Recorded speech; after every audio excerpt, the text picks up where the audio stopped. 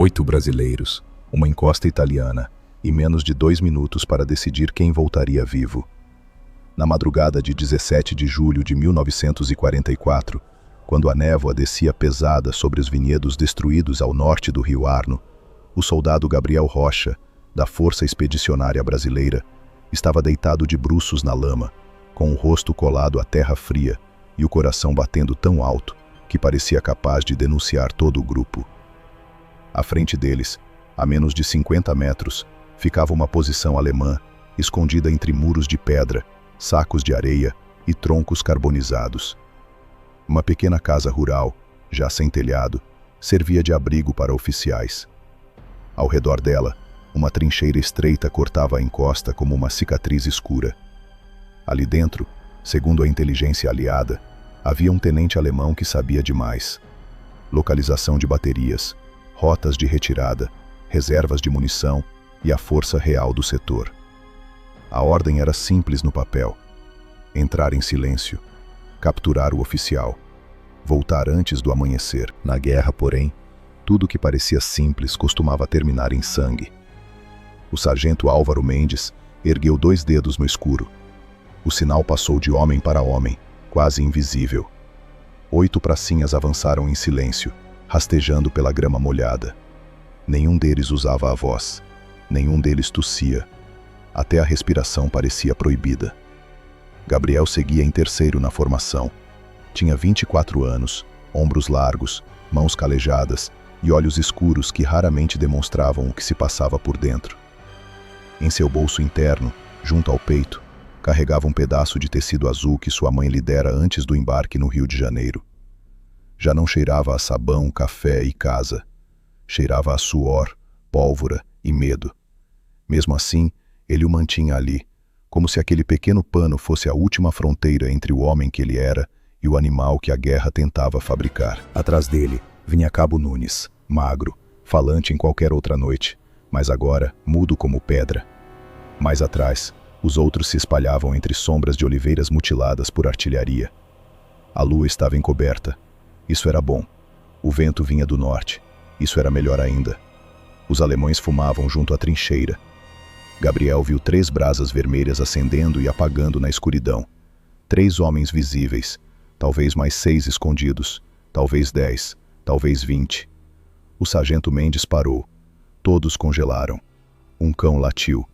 O som veio da direita, baixo e rouco. Depois se repetiu com fúria. Gabriel sentiu o estômago se fechar. O cachorro não via nada, mas farejava o que os olhos humanos ainda ignoravam. O sargento fez sinal para esperar. Tarde demais. Um clarão subiu ao céu. A luz branca de um foguete iluminou a encosta inteira, como se Deus tivesse aberto os olhos por um segundo cruel. A grama brilhou. As pedras surgiram do nada. Os capacetes brasileiros apareceram como manchas escuras no terreno. Alguém prendeu a respiração. Alguém murmurou uma prece. Então a posição alemã despertou. Gritos cortaram a noite. Botas bateram na madeira. Ferrolhos foram puxados.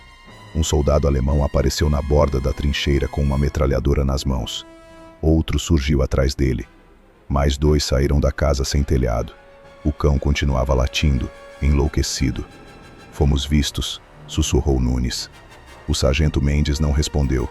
Estava olhando para a esquerda, onde deveria estar a rota de fuga. Gabriel também olhou. 2 lanternas se moviam entre as árvores. Patrulha. O caminho de volta havia sido cortado. Por um instante, ninguém se mexeu. A missão inteira ficou suspensa entre 2 escolhas, ambas ruins. Atirar significava acordar toda a linha alemã. Em poucos minutos, morteiros cairiam sobre a encosta e as metralhadoras varreriam cada metro de terreno. Recuar significava correr direto para a patrulha que já vinha fechando o cerco. Avançar contra a trincheira, com 8 homens contra uma posição fortificada, era praticamente suicídio. Gabriel ouviu o sargento respirar fundo. Não disparem, ele ordenou, quase sem som. Ninguém dispara. Um tiro isolado bastaria para condená-los. Os alemães ainda não sabiam exatamente quantos eram. A luz do foguete morria lentamente, devolvendo pedaços da encosta à escuridão. Havia uma chance mínima de desaparecerem antes que o inimigo entendesse a situação. Mas o cão sabia. O animal avançou pela lateral da trincheira, puxando a corrente, arrastando um soldado alemão consigo. Mais homens se aproximaram da borda. Gabriel contou depressa. 4, 5, 6. O oficial provavelmente ainda estava dentro da casa. O prisioneiro que eles tinham vindo buscar estava ali, a poucos metros, mas agora parecia mais distante que o Brasil. Nunes encostou a boca no ouvido de Gabriel. A gente vai morrer aqui. Gabriel não respondeu. Seus dedos tocaram os 2 cabos de faca presos sob a túnica. Não eram facas militares comuns. Eram mais pesadas no cabo, feitas para uma mão específica, para um gesto específico, para uma distância específica. Ele sentiu o metal frio contra a pele e, por um instante, não estava mais na Itália. Estava no sertão seco de Minas, atrás da casa do avô, diante de bonecos de palha pendurados em galhos. Estava ouvindo uma voz velha e firme dizer que um homem que faz barulho morre 2 vezes. Primeiro, no ouvido do inimigo, depois no chão. 5 passos, Gabriel. Nunca 6. Nunca 4. 5. A lembrança passou como uma lâmina. O sargento Mendes se aproximou dele rastejando. Rocha, sussurrou. Temos que sair daqui. Gabriel observou a trincheira. Havia uma dobra no terreno à direita, uma depressão escura que descia até um muro quebrado. Se ele alcançasse aquele ponto, poderia chegar por trás dos 2 primeiros alemães. Depois, talvez, entrar na trincheira antes que os outros se organizassem. Talvez. Era uma palavra pequena demais para sustentar 8 vidas. O cão latiu de novo. Desta vez, mais perto. Um alemão gritou uma ordem. Outro respondeu. A patrulha à esquerda acelerou o passo. O cerco se fechava. Gabriel tomou a decisão antes de perceber que já a havia tomado. Sargento, ele disse, quando eu entrar, esperem 90 segundos. Mendes virou o rosto para ele, incrédulo. Entrar onde? Gabriel apontou para a trincheira. Ali. Por um momento, o sargento pareceu não entender. Depois, seus olhos se estreitaram. Você enlouqueceu? Talvez. Sozinho? Se todos formos, eles atiram. Se eu for primeiro, ainda pode haver silêncio. Nunes agarrou o braço dele. Gabriel, não. Gabriel olhou para o amigo. Não havia heroísmo em seu rosto, só medo, cálculo e uma tristeza antiga, dessas que nascem antes da batalha terminar. 90 segundos, repetiu. Se ouvirem tiro, corram para o sul. Se não ouvirem nada, avancem e peguem o oficial. O sargento Mendes apertou os dentes. Ele queria proibir, queria ordenar, queria encontrar qualquer alternativa que não envolvesse mandar um homem sozinho contra uma trincheira cheia de alemães. Mas a guerra raramente dava ao comandante o luxo de escolher entre o certo e o errado. Dava apenas o ruim e o pior. A segunda luz alemã subiu ao céu. Gabriel já estava se movendo. Deslizou pela grama baixa, colado ao chão, enquanto o clarão começava a abrir a noite acima dele. As sombras recuaram. O mundo ficou branco. Uma rajada curta passou longe, disparada por alguém que atirou contra um fantasma. Gabriel não parou. 10 metros. O muro quebrado surgiu à frente. 7 metros. O cão rosnou. Depois parou de latir por meio segundo, confuso. 5 metros. Gabriel se ergueu. O primeiro alemão virou a cabeça. A mão direita de Gabriel saiu como se não pertencesse mais a ele. A faca girou uma única vez no ar escuro. Não houve grito. Só um som seco, quase pequeno, perdido no vento da Toscana. E então, Gabriel Rocha saltou para dentro da trincheira inimiga. Naquele tempo, antes da guerra aprender o nome dele, Gabriel Rocha era apenas um menino magro de pés descalços, correndo pela terra vermelha do interior de Minas Gerais, numa faixa de mundo onde o sol parecia mais duro, o silêncio mais antigo e o trabalho começava cedo demais para qualquer criança. A casa em que cresceu ficava entre um pequeno milharal, um pomar cansado e um curral de cerca torta, sempre precisando de conserto. De manhã, o cheiro era de café forte, lenha queimando e terra úmida. À tarde, era de suor, couro, ferrugem e capim esmagado. À noite, quando o vento passava pelas árvores secas e fazia a lamparina tremer, O mundo parecia vasto e escuro demais, como se além da porteira existisse alguma coisa sem nome, à espera. Seu pai, Elias Rocha, era homem de poucas palavras e de mãos tão grossas que pareciam feitas de madeira velha. Trabalhava como ferreiro e também ajudava no que aparecesse, consertando arreios, ferraduras, enxadas, dobradiças e tudo aquilo que a vida no campo quebrava sem pedir licença. Gabriel cresceu vendo o pai diante da forja, o rosto vermelho de calor, o braço firme, o martelo caindo sempre no ponto certo. Não havia gesto desperdiçado. O ferro ensinava paciência, mas não perdoava a hesitação. Se o golpe saía torto, perdia-se tempo. Se saía fraco, o metal zombava do homem. Elias dizia pouco, porém repetia uma frase que o menino guardaria por toda a vida. Ferramenta boa não é a mais bonita, é a que não falha na mão certa. A mãe, Teresa, era o oposto daquele silêncio severo. Tinha voz baixa, mas nunca fria, e parecia capaz de pôr alguma ordem até no cansaço dos outros. Cantava enquanto lavava roupa, rezava baixinho antes das refeições e passava os dedos pelos cabelos do filho, como se quisesse protegê-lo de um destino que ela ainda não conhecia, mas já temia. Foi dela que Gabriel herdou a parte mais funda de si, aquela que ninguém via nos dias futuros de guerra. A delicadeza escondida, a memória do cheiro de sabão, o hábito de dobrar com cuidado qualquer pedaço de pano importante, a necessidade quase dolorosa de guardar pequenas coisas, como se nelas coubesse uma casa inteira. Mas foi o avô materno, Anselmo, quem mais marcou a infância do menino. Velho sertanejo de olhar duro e andar sem pressa, Anselmo morava sozinho num casebre um pouco afastado da família, perto de um trecho de mata fechada e de um riacho estreito, onde as pedras eram lisas como osso. Na região diziam que ele conhecia o mato melhor do que padre conhecia a oração. Alguns juravam que era capaz de seguir rastros invisíveis, escutar bicho antes do primeiro ruído e encontrar caminho em noite sem lua. Outros diziam que ele tinha ficado assim depois de anos vivendo entre caçadores, tropeiros e homens fugidos, numa época em que o interior ainda engolia gente sem devolver notícia. Gabriel não tinha medo dele. Tinha fascínio. Quando terminava as tarefas da casa, corria para o casebre do avô e ficava sentado na soleira, ouvindo histórias que não sabiam se terminavam em conselho ou ameaça. Anselmo falava de homens perdidos no mato, de onças que observavam em silêncio antes do salto, de emboscadas em estradas desertas, de noites em que sobreviver dependia menos da força do braço do que da capacidade de ouvir o que o mundo tentava dizer baixinho. Para o velho, quase tudo tinha som, até o que parecia imóvel. O galho que cedia, a água mudando de ritmo, o cavalo soprando de um jeito diferente, o cachorro latindo para o vento errado. Ele dizia que o perigo raramente gritava, quase sempre cochichava. Foi com Anselmo que Gabriel aprendeu a olhar direito. Não apenas ver, mas notar. Notar pegadas quebradas no barro, folhas viradas do lado errado, pedras fora do lugar, marcas de faca em madeira, o tipo de silêncio que aparece quando alguma presença estranha entra no terreno. O velho ensinava sem chamar aquilo de ensino. Mandava o neto andar pelo mato e, na volta, perguntava quantos pássaros haviam cantado, de que lado soprava o vento, onde a água corria mais depressa, qual árvore tinha sido riscada por casco de animal.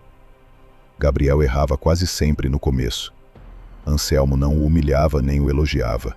Apenas dizia para voltar e prestar atenção de verdade. Havia também as facas.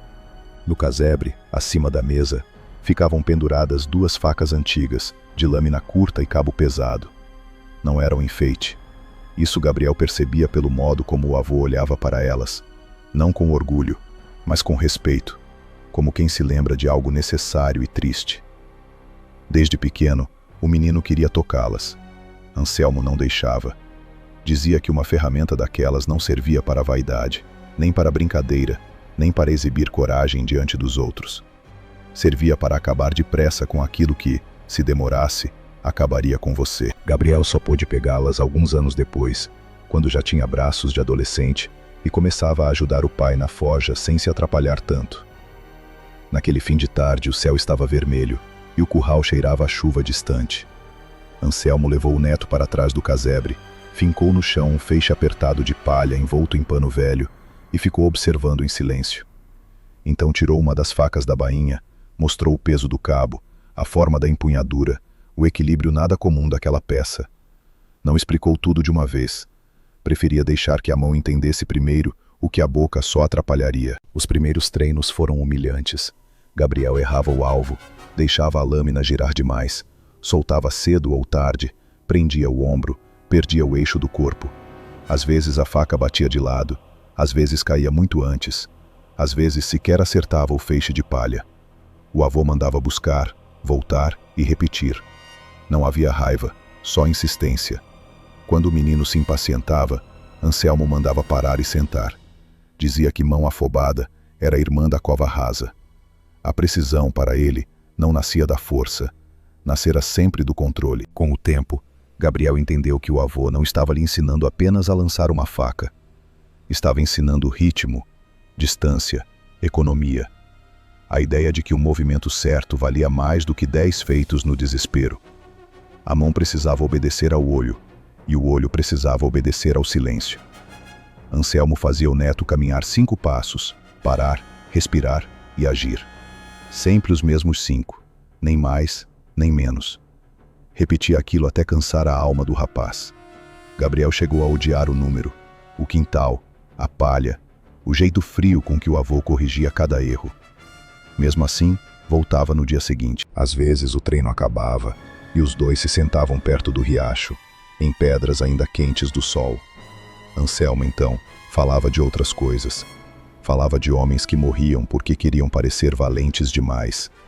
Falava dos que confundiam fúria com coragem. Falava do engano fatal de quem acreditava que sobreviver era uma questão de força bruta. Dizia que o sujeito mais perigoso não era o que gritava mais alto, e sim o que continuava pensando quando todo mundo em volta já tinha entrado em pânico.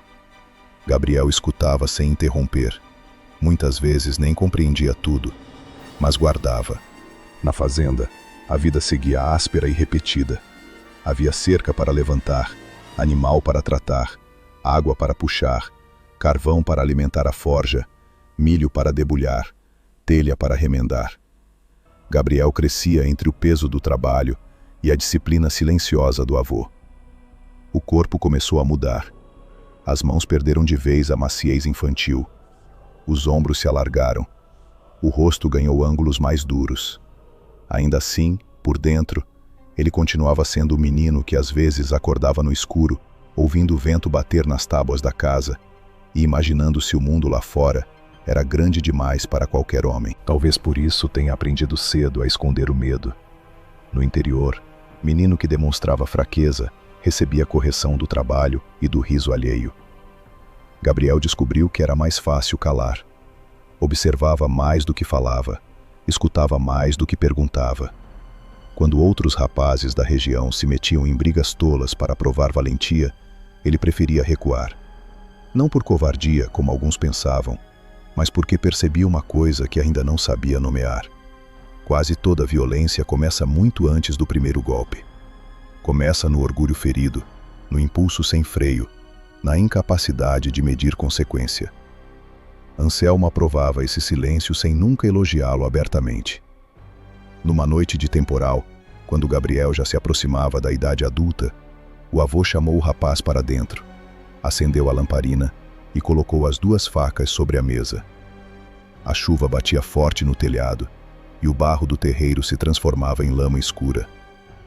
Anselmo demorou a falar. Quando falou, a voz saiu baixa, mas pesada. Disse que o mundo estava mudando e que até os lugares mais distantes acabavam alcançados pela violência dos homens poderosos. Disse que existiam guerras tão grandes que nenhum sítio, por mais escondido, ficava realmente fora delas.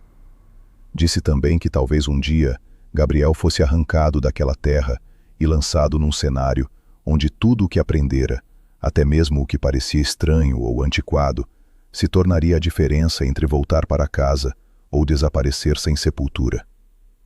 Gabriel tentou sorrir, como se aquilo fosse exagero de velho. Anselmo não sorriu de volta. Pegou uma das facas, ergueu-a contra a luz da lamparina e falou pela primeira vez de modo absolutamente claro sobre o que vinha ensinando. Não era esporte. Não era tradição vazia. Não era capricho de sertanejo. Era um ofício triste, reservado para momentos em que o barulho matava mais depressa do que a lâmina. Era uma arte de necessidade, não de honra. Quem usasse aquilo por orgulho seria punido. Quem usasse para sobreviver, talvez ainda carregasse o peso pelo resto da vida. Gabriel ouviu cada palavra com a sensação de que a infância estava terminando ali, ao redor daquela mesa tosca, enquanto a chuva desabava lá fora. Na manhã seguinte, o mundo parecia o mesmo. O galo cantou, o pai acendeu a forja, a mãe varreu o terreiro. O sol voltou a secar a terra como se nada tivesse acontecido. Mas dentro de Gabriel, alguma coisa havia mudado. Ele já não treinava só para agradar o avô ou para dominar uma habilidade incomum. Treinava porque começava a sentir, sem entender porquê, que um dia precisaria daquilo de verdade. Anos depois, deitado na lama da Itália, ouvindo cães, botas e ordens em alemão no escuro, Gabriel Rocha se lembraria daquela terra vermelha de Minas, não como lembrança distante, mas como origem exata de tudo o que ainda lhe restava. Antes de ser soldado, ele fora menino. Antes de aprender a matar, aprendera a ouvir. Antes da guerra, existira o quintal, a forja, a lamparina, a chuva no telhado e a voz do avô dizendo que o perigo quase nunca gritava, quase sempre cochichava. Quando Gabriel Rocha pensava no avô Anselmo, não era da voz dele que se lembrava primeiro, nem do rosto queimado de sol. O que vinha antes de tudo era a sensação de estar sendo observado por alguém que enxergava mais fundo do que os outros. Anselmo não olhava apenas para o corpo de uma pessoa. Olhava para o jeito como ela distribuía o peso nos pés, para o tempo que levava até responder uma pergunta, para a firmeza da mão ao pegar uma ferramenta, para o modo como o medo subia do peito até os olhos. Quando Gabriel era menino, aquilo o incomodava. Quando cresceu, entendeu que o velho não julgava, media. Foi numa tarde abafada de novembro, quando as nuvens baixas prometiam chuva sem nunca cumprir de imediato, que Anselmo decidiu parar de ensinar o neto apenas a observar o mundo e começou a ensinar como agir dentro dele. Chamou Gabriel para o quintal dos fundos, onde a terra era mais batida e havia menos vento, e mandou que trouxesse um pedaço grosso de madeira, alguns panos velhos e barbante. O rapaz obedeceu sem perguntar. Já aprendera que o avô falava pouco, justamente porque só abria a boca quando tinha decidido algo. Anselmo amarrou os panos em torno do tronco, até formar uma espécie de torso disforme. Depois fincou a peça no chão e recuou alguns passos. O sol atravessava as nuvens em fachos rasgados, dando ao quintal uma luz de brasa abafada. O velho então pegou uma das facas que ficavam guardadas dentro de casa, como um homem que tira do lugar um instrumento de trabalho. Entregou-a a Gabriel pelo cabo. A faca não era bonita. Não tinha ornamento nem gravação. Era compacta, de lâmina espessa, cabo escurecido pelo uso e um peso estranho concentrado atrás da guarda. Na mão, parecia sempre querer cair para trás. Gabriel tentou equilibrá-la instintivamente e o avô percebeu de imediato. Não lute contra o peso, disse Anselmo. Conheça o peso. Naquele dia, o velho mostrou primeiro aquilo que não devia ser feito. Pegou a faca da mão do neto, segurou-a do modo mais comum, com a ponta à frente, e avançou contra o boneco de pano com um golpe seco. A lâmina entrou fundo e ficou presa. Anselmo deixou a mão parada por um segundo, para que Gabriel visse bem o que estava diante dele. O pano rasgado abraçava o metal. O tronco absorvia a força. A faca, embora eficiente, exigia uma retirada mais lenta do que um combate real permitiria. Todo homem pensa primeiro assim, disse o velho. Mete a ponta, afunda, termina o serviço. Serve para a briga em que só existe um inimigo. Mas o mundo raramente te dá um inimigo só. Puxou a faca para fora com firmeza e apontou para o breve atraso do gesto. É aqui que o homem morre, não no golpe, na demora. Então Anselmo virou a faca na mão. Em vez de apontar a ponta da lâmina para o alvo, deixou o cabo à frente. Fez Gabriel notar o peso incomum da peça, a distribuição do metal, o modo como a faca parecia ter sido pensada para algo além de cortar. O velho recuou 5 passos exatos, nenhum a mais. nenhum a menos. Seu corpo ficou quieto por um instante, como se estivesse escutando alguma coisa que o resto do mundo não podia ouvir. Em seguida lançou a arma. A faca girou curta no ar, e o cabo atingiu o boneco com um som seco e surdo, muito diferente do ruído de lâmina entrando em pano. O torso improvisado estremeceu como se tivesse levado uma pancada de porrete. Antes que a peça parasse de balançar, Anselmo já estava em cima dela. Arrancou a faca, virou o punho e encostou a ponta num ponto preciso do boneco. Agora sim, falou. Um tempo para cegar o corpo. Um tempo para acabar. Foi assim que começou. Nos primeiros meses, Gabriel não teve permissão para lançar nada. O avô o fazia passar longos períodos apenas segurando a faca, mudando a posição dos dedos, sentindo o eixo do peso, entendendo onde a mão precisava fechar para que a arma obedecesse sem hesitação. Às vezes passava quase uma hora inteira repetindo a mesma empunhadura, até a palma ficar úmida e a musculatura do antebraço começar a tremer. Quando afrouxava a concentração, Anselmo tocava de leve no seu cotovelo e mandava recomeçar. Não existe gesto rápido sem gesto correto, dizia. O homem apressado quer correr antes de aprender a ficar de pé. Só depois dessa disciplina silenciosa vieram os primeiros lançamentos. Sempre a 5 passos. O avô media a distância com os próprios pés e obrigava Gabriel a fazer o mesmo. 5. Parar. Respirar. Fixar o olhar. Soltar. O rapaz errou tanto no começo que chegou a pensar que jamais conseguiria compreender aquela lógica. A faca batia de lado, raspava a madeira, passava alta, caía no chão, girava de mais ou de menos. Havia dias em que não acertava uma vez sequer. Nesses dias, a vergonha queimava mais do que o braço cansado. Anselmo, porém, não parecia decepcionado. Parecia apenas impiedoso com o método. Busca a faca, dizia. Gabriel buscava. Outra vez. E ele lançava de novo. Muitas vezes, o treino acontecia depois de um dia inteiro de trabalho na forja do pai, quando o corpo já chegava gasto ao quintal. Era nessas horas que o velho se tornava ainda mais exigente. Explicava que homem descansado acerta no terreiro e erra no mundo. Se a mão não obedecesse quando as pernas doíam e a cabeça pesava, não obedeceria quando realmente fosse preciso. Gabriel começou a entender que o treino não era só para ensinar um movimento. Era para empurrar o corpo além do ponto em que ele queria desistir. Não por crueldade, mas porque o desespero sempre chegava antes do fim, e era justamente aí que a técnica precisava começar. Com o passar do tempo, os exercícios mudaram. O alvo deixou de ser fixo. Às vezes, Anselmo pendurava o boneco por uma corda e fazia a peça balançar com o vento. Às vezes, era Gabriel quem precisava se mover antes de lançar. Às vezes, o avô andava em volta dele, obrigando-o a girar o corpo, ajustar a passada, encontrar a linha certa no meio da desordem. Havia tardes em que treinavam sob chuva fina, com a lama prendendo os pés. Em outras, o calor era tanto que o suor escorria para os olhos e ardia como sal. Nada disso suspendia o exercício. O mundo não acerta as contas com teu conforto, dizia Anselmo. Aprende isso logo. Gabriel começou, pouco a pouco, a sentir o que antes parecia impossível. Houve um dia em que a mão soltou a faca e ele soube, no mesmo instante da saída, que o golpe estava certo. Nem precisou esperar o impacto para entender. O cabo bateu em cheio no centro do boneco e o torso de pano sacudiu com violência. Pela primeira vez, Anselmo não mandou repetir imediatamente. Apenas assentiu com o queixo, quase imperceptivelmente. Para qualquer outro homem, aquilo não significaria nada. Para Gabriel, significou mais do que um elogio aberto. Mas o treino não terminava no lançamento. Assim que o cabo atingia o alvo, Anselmo queria velocidade.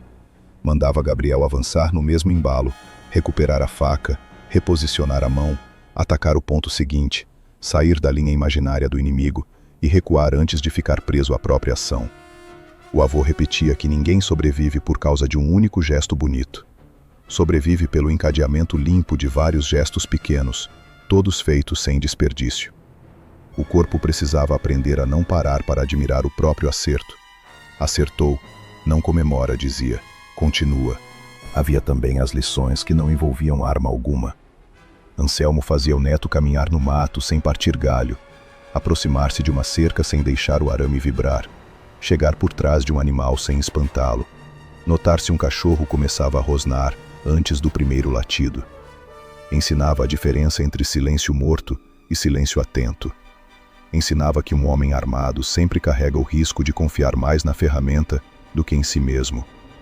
E insistia num princípio que Gabriel demorou a aceitar. A melhor luta era a que terminava antes de virar luta. Se puderes sair sem usar a mão, sai, dizia o velho. Se puderes evitar o barulho, evita. O barulho chama mais homem, mais arma e mais azar. À medida que o rapaz amadurecia, as conversas ficaram mais duras. Anselmo começou a falar não só do corpo, mas do peso moral daquilo que ensinava. Disse que havia ofícios que deixam marca na alma, mesmo quando salvam a vida. Disse que certas técnicas não pertenciam à vaidade, nem a histórias contadas em roda para impressionar vizinho. Pertenciam à necessidade extrema. Eram coisas para serem carregadas como se carrega uma faca fechada no bolso, sabendo que existe, mas rezando para não precisar abrir. Gabriel ouviu tudo isso com o coração dividido. Parte dele se sentia poderosa ao dominar algo raro. Outra parte tinha medo justamente dessa mesma raridade. Começou a perceber que o avô não estava criando um valente de feira, alguém pronto para arrumar confusão e exibir destreza. Estava formando um homem capaz de conservar a cabeça fria quando todo o resto ao redor se rompesse. Numa certa noite, já perto de completar 20 anos, Gabriel perguntou ao avô se ele próprio já tinha precisado usar aquela técnica contra gente de verdade. Anselmo demorou tanto a responder que o rapaz quase pensou ter sido grosseiro demais. O velho permaneceu olhando para a escuridão do terreiro, onde os grilos cantavam e o resto da casa já dormia. Usei, respondeu por fim. Quando um homem aprende certas coisas, continuou Anselmo, ele não ganha apenas uma saída, ganha também uma lembrança que nunca mais o deixa. Sobreviver custa. Às vezes custa o sono, às vezes custa o silêncio, às vezes custa a parte de ti que ainda acredita que o mundo é simples. Se um dia usares o que te ensinei, faz isso para voltar, nunca para te sentires maior. Essas palavras ficaram presas em Gabriel, de um jeito que nenhuma correção de postura jamais ficara. Ele continuou treinando, agora com mais seriedade do que orgulho. Os movimentos foram se tornando menos visíveis, mais econômicos, mais naturais. A faca deixava de parecer um objeto externo e passava a ocupar na mão o mesmo lugar que o martelo ocupava para o pai, uma extensão exata da intenção.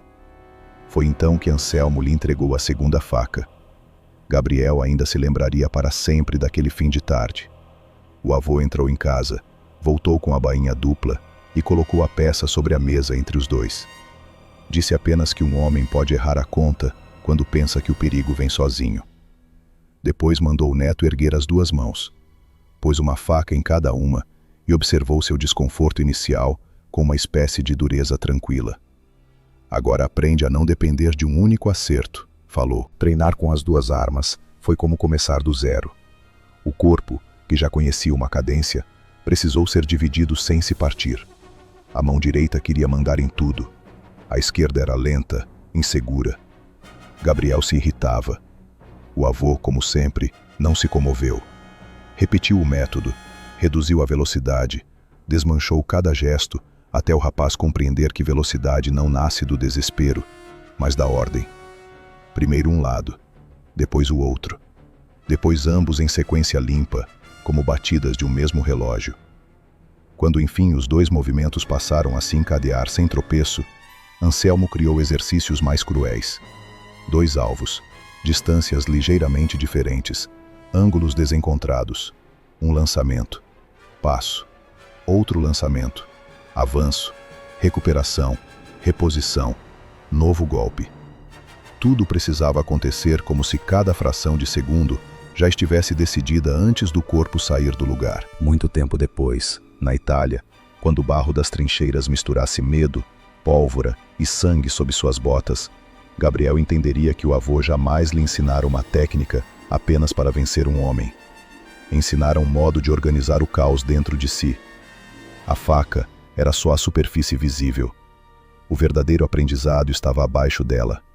Medir antes de agir, ouvir antes de avançar, economizar movimento, não se perder na primeira vitória, não morrer na demora. Aquela era a parte esquecida da técnica, a que quase ninguém via. Não estava no metal, nem no braço, nem no alvo. Estava no intervalo entre o susto e a decisão. E foi ali, nesse espaço estreito onde a maioria dos homens se desfaz, que Anselmo passou anos construindo o neto. Quando Gabriel Rocha pensava no avô Anselmo, não era da voz dele que se lembrava primeiro, nem do rosto queimado de sol. O que vinha antes de tudo era a sensação de estar sendo observado por alguém que enxergava mais fundo do que os outros. Anselmo não olhava apenas para o corpo de uma pessoa. Olhava para o jeito como ela distribuía o peso nos pés, para o tempo que levava até responder uma pergunta, para a firmeza da mão ao pegar uma ferramenta, para o modo como o medo subia do peito até os olhos. Quando Gabriel era menino, aquilo o incomodava. Quando cresceu, entendeu que o velho não julgava. Media. Foi numa tarde abafada de novembro, quando as nuvens baixas prometiam chuva sem nunca cumprir de imediato, que Anselmo decidiu parar de ensinar o neto apenas a observar o mundo e começou a ensinar como agir dentro dele. Chamou Gabriel para o quintal dos fundos, onde a terra era mais batida e havia menos vento, e mandou que trouxesse um pedaço grosso de madeira, alguns panos velhos e barbante. O rapaz obedeceu sem perguntar. Já aprendera que o avô falava pouco, justamente porque só abria a boca quando tinha decidido algo. Anselmo amarrou os panos em torno do tronco, até formar uma espécie de torso disforme. Depois fincou a peça no chão e recuou alguns passos. O sol atravessava as nuvens em fachos rasgados, dando ao quintal uma luz de brasa abafada. O velho então pegou uma das facas que ficavam guardadas dentro de casa, como um homem que tira do lugar um instrumento de trabalho. Entregou-a a Gabriel pelo cabo. A faca não era bonita. Não tinha ornamento, nem gravação. Era compacta, de lâmina espessa, cabo escurecido pelo uso e um peso estranho concentrado atrás da guarda. Na mão, parecia sempre querer cair para trás. Gabriel tentou equilibrá-la instintivamente, e o avô percebeu de imediato. Não lute contra o peso, disse Anselmo. Conheça o peso. Naquele dia, o velho mostrou primeiro aquilo que não devia ser feito. Pegou a faca da mão do neto, segurou-a do modo mais comum, com a ponta à frente, e avançou contra o boneco de pano com um golpe seco. A lâmina entrou fundo e ficou presa.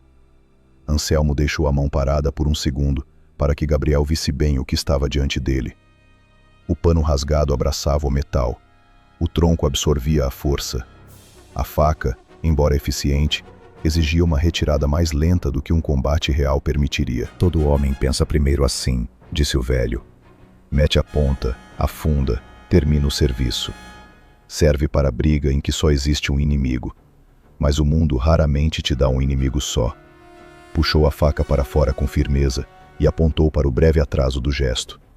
É aqui que o homem morre, não no golpe, na demora.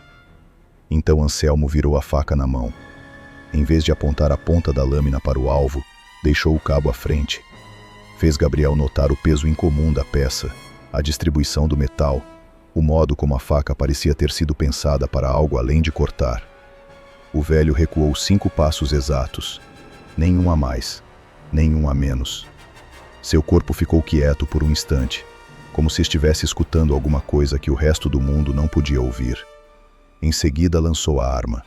A faca girou curta no ar, e o cabo atingiu o boneco com um som seco e surdo, muito diferente do ruído de lâmina entrando em pano. O torso improvisado estremeceu, como se tivesse levado uma pancada de porrete. Antes que a peça parasse de balançar, Anselmo já estava em cima dela. Arrancou a faca, virou o punho e encostou a ponta num ponto preciso do boneco. Agora sim, falou. Um tempo para cegar o corpo. Um tempo para acabar. Foi assim que começou. Nos primeiros meses, Gabriel não teve permissão para lançar nada.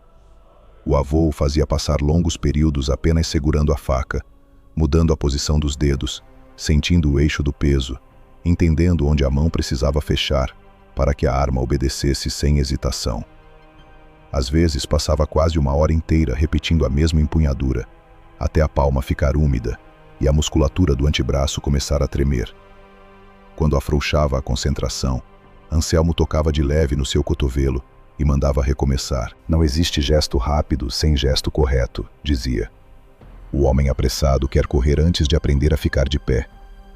Só depois dessa disciplina silenciosa vieram os primeiros lançamentos. Sempre a 5 passos. O avô media a distância com os próprios pés e obrigava Gabriel a fazer o mesmo. 5. Parar. Respirar. Fixar o olhar. Soltar. O rapaz errou tanto no começo que chegou a pensar que jamais conseguiria compreender aquela lógica.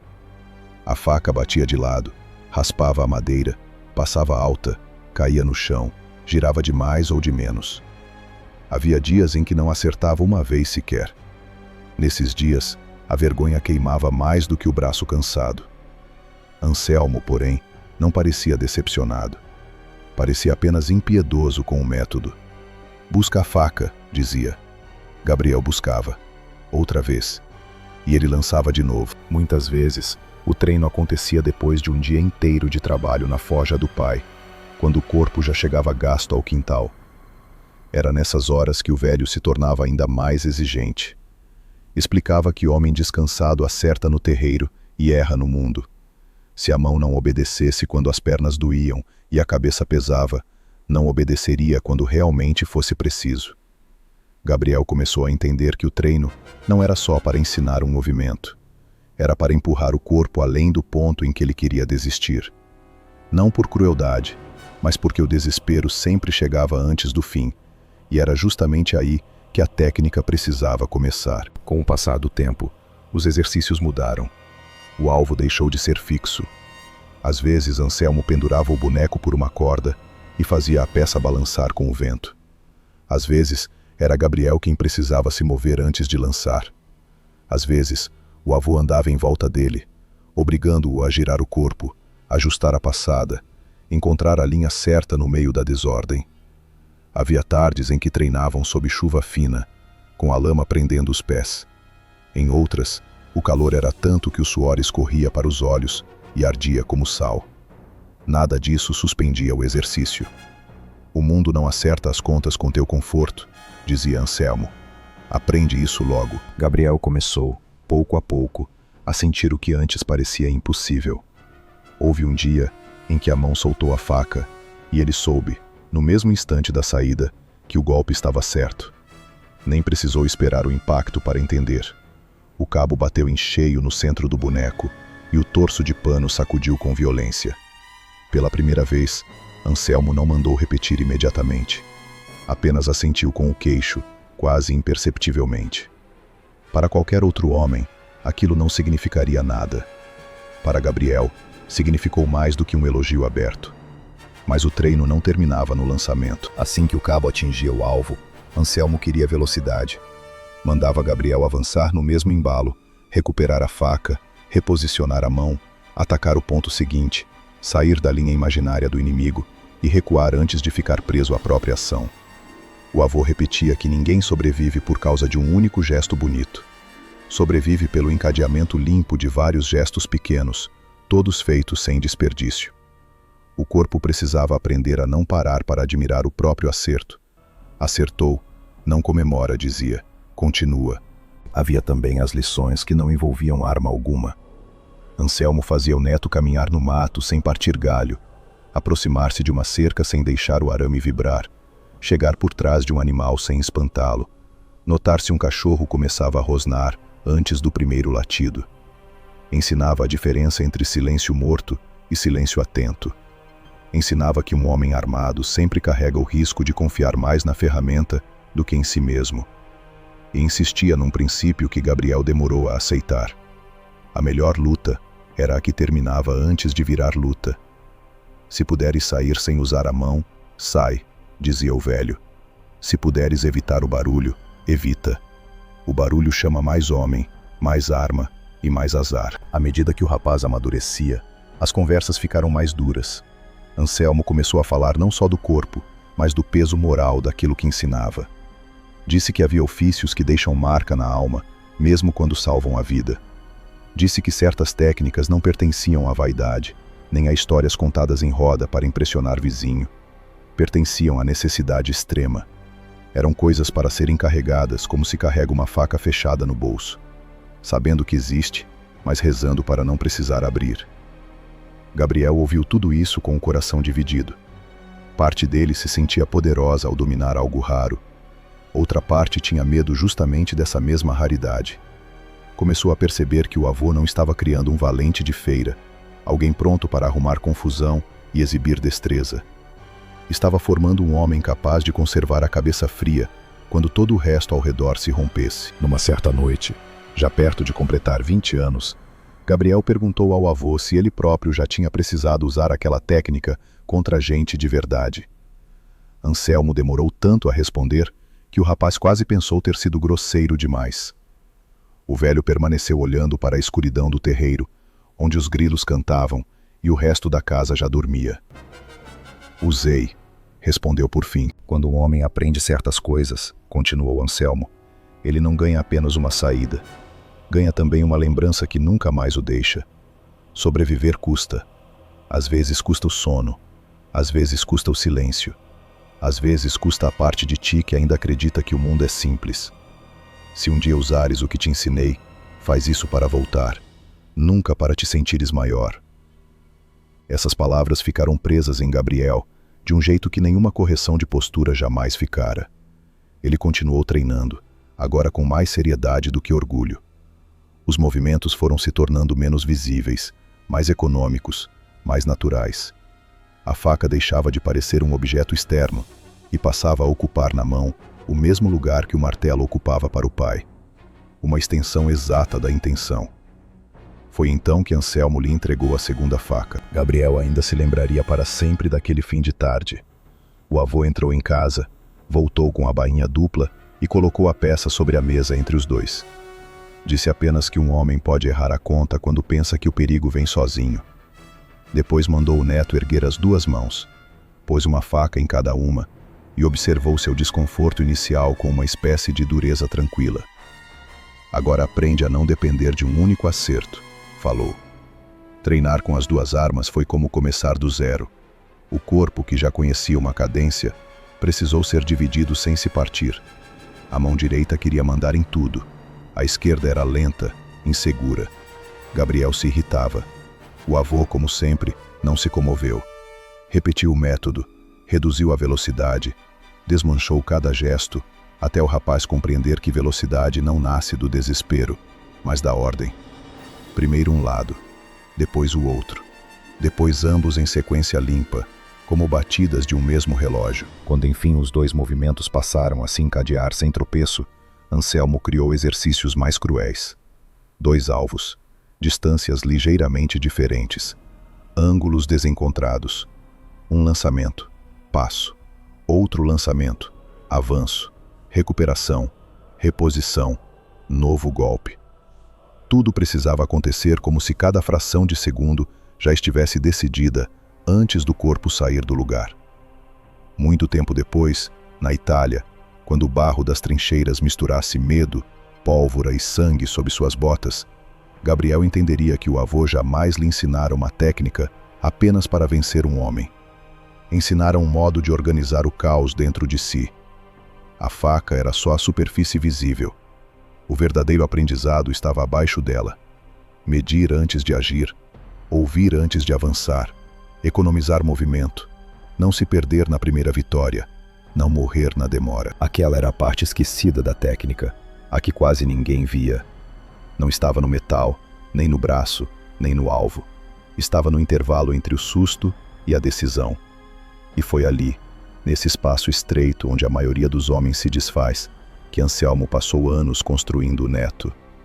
A guerra ensinara muita coisa a Gabriel Rocha, mas a mais dura não estava nas explosões, nem no frio, nem mesmo no medo de morrer. Estava na repetição. Morrer uma vez era tragédia. Ver a morte voltar todas as semanas, sempre com outro rosto e outro nome, era outra coisa. Era desgaste. Era ferrugem entrando por dentro. Era o entendimento lento e insuportável de que a guerra não precisava de grandes ofensivas para destruir homens. Bastava insistir. No setor em que a companhia brasileira operava, o inimigo parecia preferir a crueldade metódica à violência espetaculosa. Havia colinas baixas, árvores despedaçadas, trechos de pedra, muros antigos transformados em abrigo e uma sucessão de posições alemãs bem calculadas, ligadas por caminhos estreitos, observação paciente e fogo preciso. Não era uma frente de movimentos largos. Era uma guerra de nervos, de patrulha, de infiltração e emboscada. Cada palmo conquistado parecia custar mais do que valia. Foi nesse ambiente que o trabalho de reconhecimento passou a consumir os homens mais depressa do que qualquer outra função. As ordens eram claras e voltavam sempre com novas palavras para o mesmo destino. Era preciso saber o que havia adiante. Onde estavam as metralhadoras? Quantos homens ocupavam determinada elevação?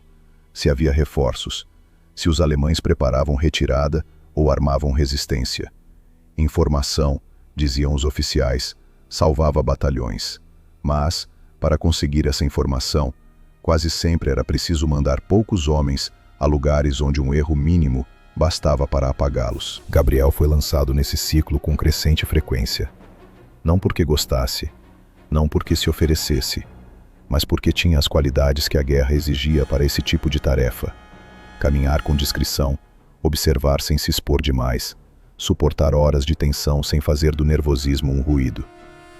Nunes acabou vindo junto em muitas dessas saídas, e a parceria entre os dois se consolidou sob a forma mais dura de confiança, a do homem que sabe que pode morrer, e por isso mesmo passa a medir o outro por gestos pequenos e definitivos. As primeiras patrulhas ainda trouxeram de volta algo parecido com esperança. Houve noites em que conseguiram chegar perto, contar posições, notar hábitos do inimigo, regressar antes do amanhecer com informações úteis. Nessas ocasiões, a exaustão quase parecia valer a pena. Os homens voltavam sujos, gelados, com os músculos doendo de tanto permanecer imóveis, mas voltavam. E voltar era a única moeda real que o fronte respeitava. Depois começaram as perdas. A primeira que ficou gravada em Gabriel como uma ferida funda foi a de Arlindo. O cabo pernambucano, que falava alto até quando cochichava, entrara numa patrulha curta para observar uma estrada secundária entre duas posições alemãs. Era para ser simples: aproximar, confirmar tráfego, identificar horários, sair. O grupo avançou bem por quase toda a noite. Já no retorno, a poucos minutos de uma linha de árvores que marcava o caminho de volta, alguém pisou num fio quase invisível, preso entre pedras e raízes. O estampido da armadilha foi curto, mas suficiente. Não matou Arlindo na hora. Tirou-lhe parte da perna e o lançou ao chão com um grito que nenhum dos companheiros esqueceria. Tentaram puxá-lo. Gabriel ainda se lembraria para sempre do peso do corpo dele na lama, da respiração virando animal, das mãos agarrando qualquer coisa, da voz pedindo que não o deixassem. Mas o disparo da armadilha já chamara morteiros leves. O terreno em volta começou a ser riscado por estilhaços. O sargento precisou decidir em segundos o que nenhum homem quer decidir na vida inteira. 2 soldados arrastando um ferido grave sob fogo podiam morrer junto com ele. Arlindo percebeu isso antes de todos. Agarrou a manga de Nunes, depois a de Gabriel, e disse uma frase entre sangue e dentes cerrados que permaneceu viva nos dois: "Vão, antes que eu leve vocês junto." Voltaram sem ele. Na manhã seguinte, ninguém falou direito. O café ralo distribuído na companhia parecia não ter gosto. O nome de Arlindo ainda ecoava entre os homens, como se o corpo pudesse surgir a qualquer instante, mancando e reclamando de alguma coisa, como sempre fazia. Não surgiu. O vazio que ficou no lugar dele foi a primeira prova concreta de que a inteligência, por mais necessária que fosse, cobrava sempre primeiro dos que iam à frente. Vieram outros. Silveira, o gaúcho enorme que jurava não sentir frio, morreu 2 semanas depois, durante uma tentativa de aproximação a uma casa de pedra ocupada pelos alemães. O objetivo era capturar um sentinela isolado, trazê-lo vivo e obter informações sobre o setor. O plano parecia bem montado. Chegaram rastejando por um vinhedo destruído, contornaram parte de um muro baixo e viram a sombra do guarda junto a uma porta lateral. Tudo dependia de silêncio e de tempo exato. mas havia um segundo homem mais atrás, invisível da posição inicial. Quando o ataque começou, esse segundo alemão reagiu antes do previsto. Silveira estava na frente.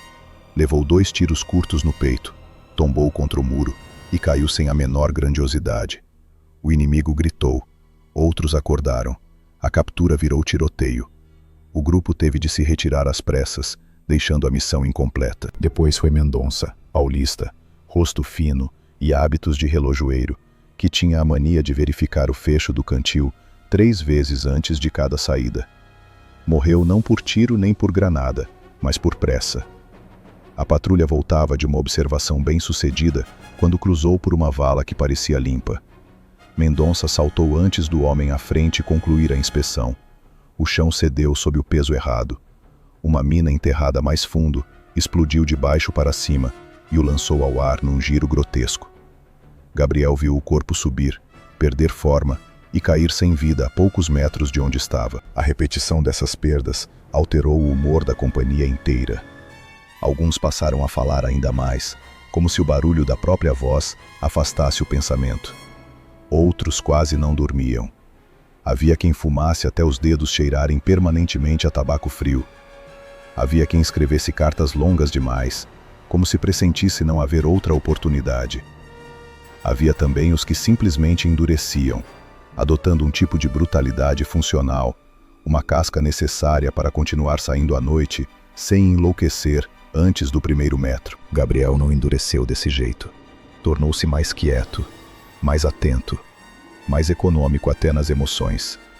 Nunes percebia. Numa noite particularmente gelada, depois de voltarem de uma infiltração inútil, em que haviam passado 3 horas observando uma posição já abandonada, sentaram-se atrás de um abrigo de pedra para dividir café morno de uma caneca metálica. Nunes comentou, com voz baixa, que o pior não era o medo de morrer. Era começar a sentir que, a cada vez que saíam, voltavam menores. Gabriel entendeu perfeitamente. A guerra estava roendo alguma coisa neles que não se repunha com comida, sono ou descanso. Cada nome perdido levava junto um pedaço da leveza anterior. As ordens, porém, não diminuíam. Ao contrário, quanto mais o fronte se complicava, mais a necessidade de informação aumentava. Os alemães mudavam itinerários, reforçavam posições, escondiam peças de apoio, criavam falsos vazios para atrair patrulhas incautas. Era um jogo de olhos e ouvidos, em que a menor desatenção terminava em luto. Os oficiais pressionavam. A inteligência precisava de um prisioneiro. Um vivo, repetiam. Não bastava observar. Era preciso capturar alguém que falasse. Essa exigência transformou as patrulhas em algo ainda mais perigoso. Não se tratava mais apenas de chegar perto, olhar e sair. Era necessário encurtar a distância até o inimigo, estudar rotinas, escolher o momento certo, imobilizar um homem sem alarde e recuar com ele antes que o setor inteiro despertasse.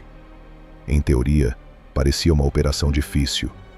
Na prática, era quase sempre uma dança com o desastre. Numa dessas tentativas, a companhia enviou um grupo de 7 homens para interceptar uma dupla alemã, que costumava circular entre 2 posições avançadas ao amanhecer.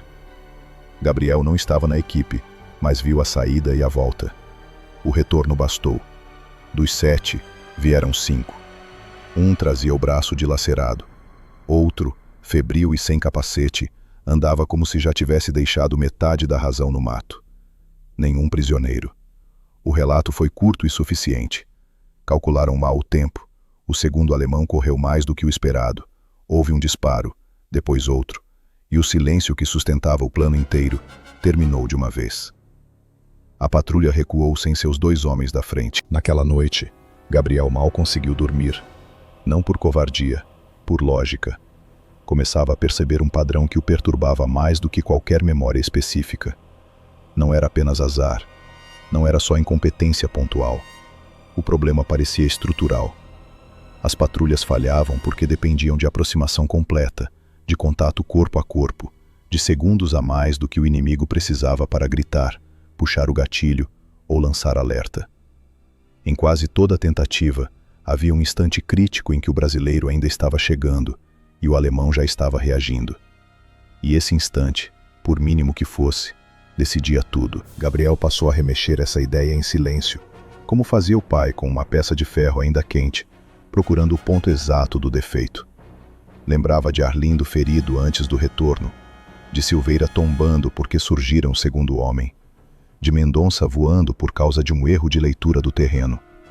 Lembrava também de missões em que todos tinham voltado, mas por puro acaso de timing, de sombra, de vento. A margem entre sucesso e massacre era pequena demais.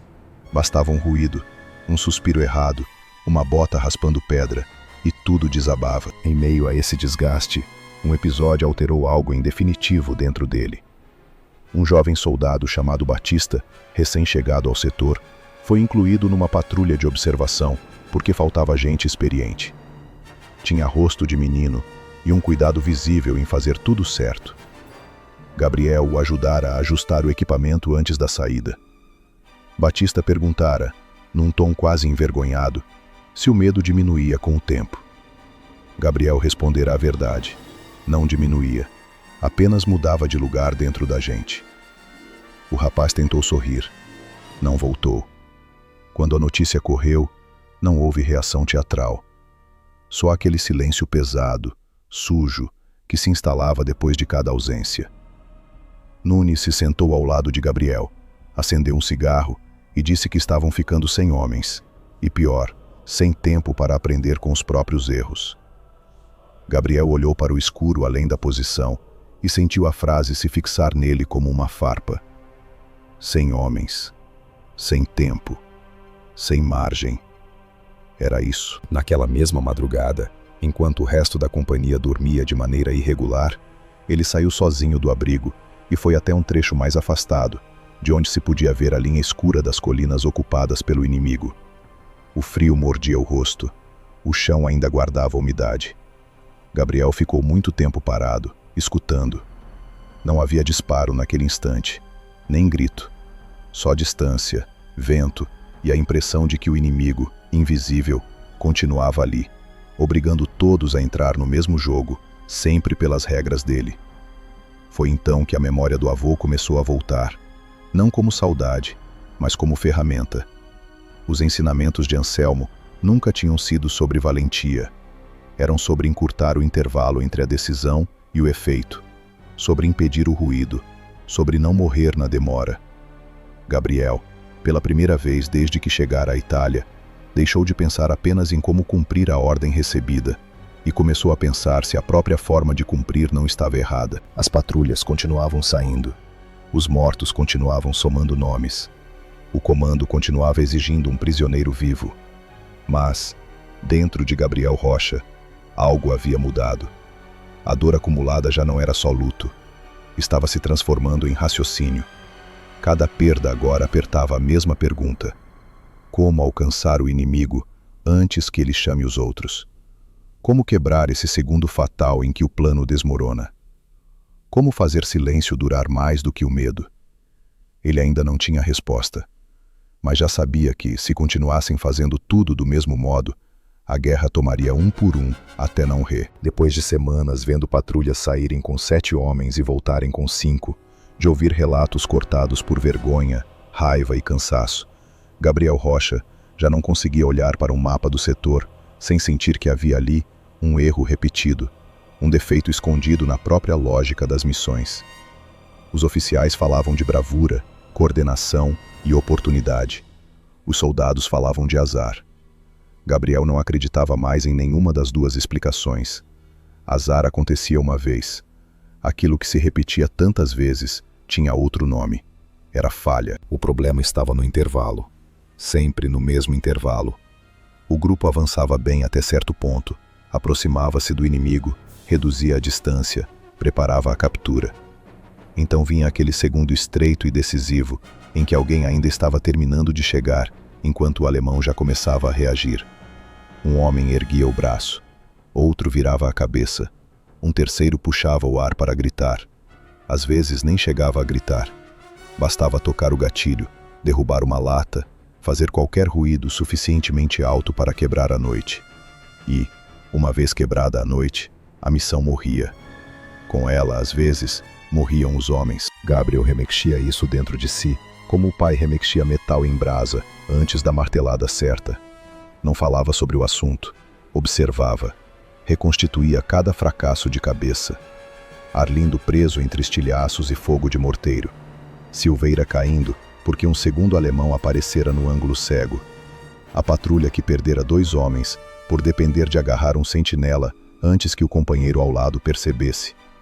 Tudo voltava para a mesma parede, perto demais para lançar-se sem ruído, longe demais para impedir a reação com rapidez suficiente. Numa tarde chuvosa, o capitão Vasconcelos reuniu alguns homens da companhia para anunciar nova exigência do comando. Precisavam de um prisioneiro vivo. Não era pedido, era necessidade. Havia indícios de redistribuição das posições alemãs no setor, e a informação obtida até ali não bastava. Era preciso confirmar efetivo, rotina e reservas. O capitão falava com firmeza, mas os homens à sua frente escutavam sem entusiasmo. Todos sabiam o preço daquelas ordens. Todo prisioneiro vivo começava com 1 ou 2 mortos prováveis no caminho. Quando a reunião terminou, Nunes se aproximou de Gabriel e comentou, num tom em que o humor habitual mal conseguia se manter de pé, que o alto comando parecia imaginar que os alemães esperavam pacientemente para serem amarrados. Gabriel não sorriu. Estava olhando para um muro de pedras quebradas perto do abrigo, onde a chuva desenhava riscos escuros entre os espaços. Nunes percebeu o jeito ausente do amigo e perguntou o que se passava. Gabriel demorou alguns segundos antes de responder. Disse que estavam tentando abrir uma porta sempre do mesmo jeito. E a porta já sabia disso. Nunes franziu a testa. Gabriel então falou mais do que costumava. Explicou que toda a patrulha falhava no momento em que precisava vencer o último espaço sem produzir reação. Aproximar-se até tocar um homem já era tarde demais se houvesse outro ao lado. Um disparo silencioso não existia. Uma luta curta ainda fazia barulho. Uma captura só era limpa quando o inimigo era pego de surpresa absoluta. E surpresa absoluta não durava o suficiente contra postos sobrepostos. Nunes ouviu sem interromper, sério pela primeira vez em muitos dias. Então perguntou qual era a outra saída. Gabriel não respondeu de imediato. Tirou do bolso um pequeno graveto molhado e riscou na lama uma linha, depois 2 pontos separados por uma curta distância. Marcou o trajeto da patrulha, a posição dos sentinelas e o instante crítico da aproximação. Em seguida desenhou um terceiro traço, vindo de lado, mais curto. Era quase nada.